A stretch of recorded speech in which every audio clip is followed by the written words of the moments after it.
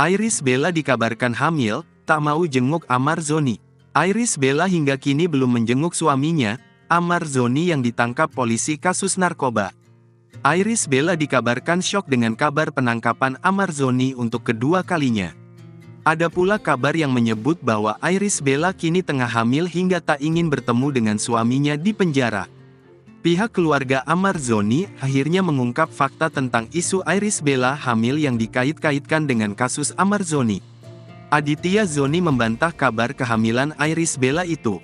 Sementara itu, mengenai Iris Bella yang belum juga membesuk Amar Zoni, Aditya Zoni pun memberikan tanggapan. Sementara itu ayah Amar Zoni pun bereaksi terkait sang putra yang kembali mengkonsumsi barang haram. Tahan malu, ayah Amar Zoni kecewa anaknya kembali ditangkap karena narkoba.